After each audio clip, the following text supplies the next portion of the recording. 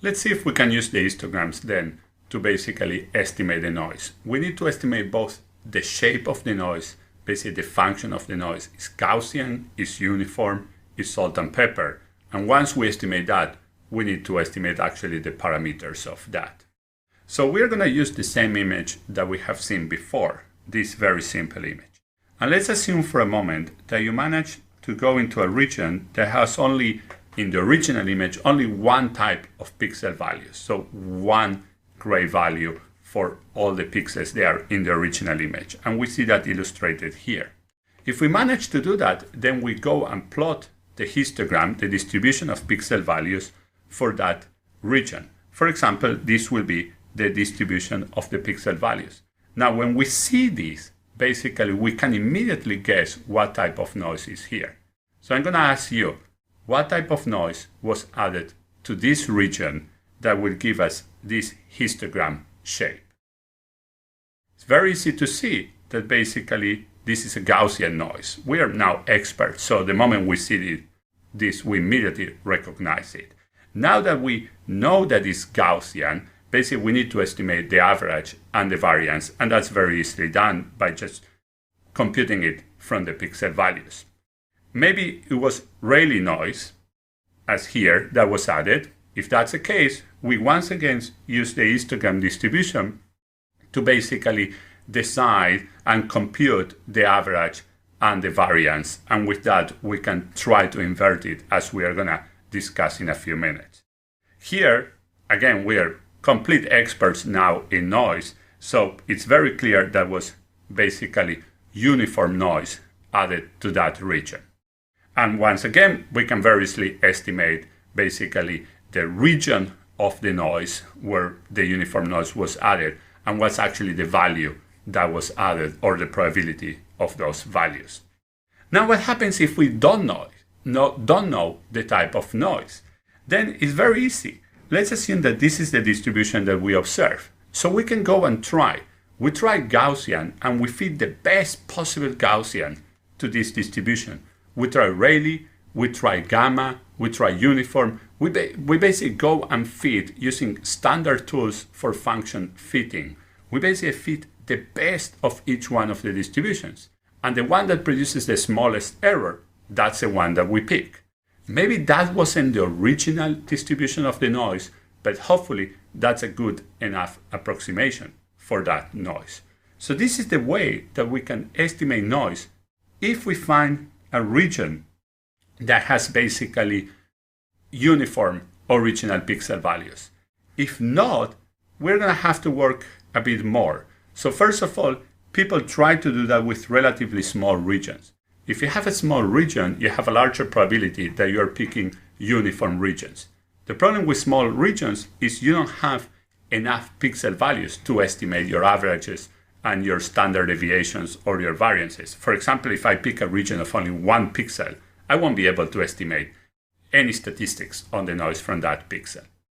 If you pick too large of a region, you have the risk that you're basically getting into very distinct pixel values in the original image, 2 or more.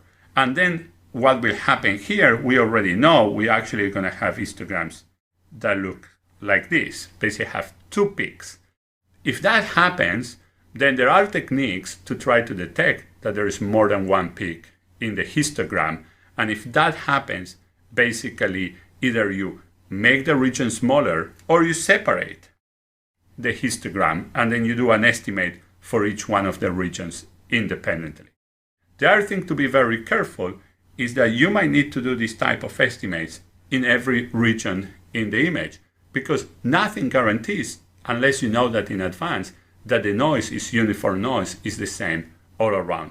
If it's the same all around, then you can just go and pick a number of regions in the image, do your estimates, and for example, average all the estimates. So you compute the mean and standard deviation or variance for each one of the regions. And then you say, hey, my noise is this distribution, but I'm going to average all the means that I computed. I'm going to average all the variances I computed, and that's going to be my estimate.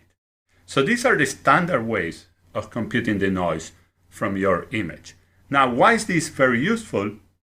As we say in the very beginning, our model here, and I'm going to remove for a second the deterioration part of the image. I'm going to assume there is just noise.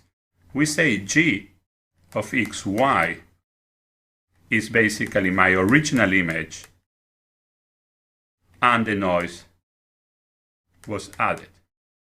Now, once I estimate the parameters of my noise and the type of my noise, with experience, for example, I know what type of filters work well for different types of noise. For example, for Gaussian filtering, we already saw the average filter, basically the mean filter, and also the non-local means, that if we manage to capture regions that are either uniform or similar across the image, then averaging is great.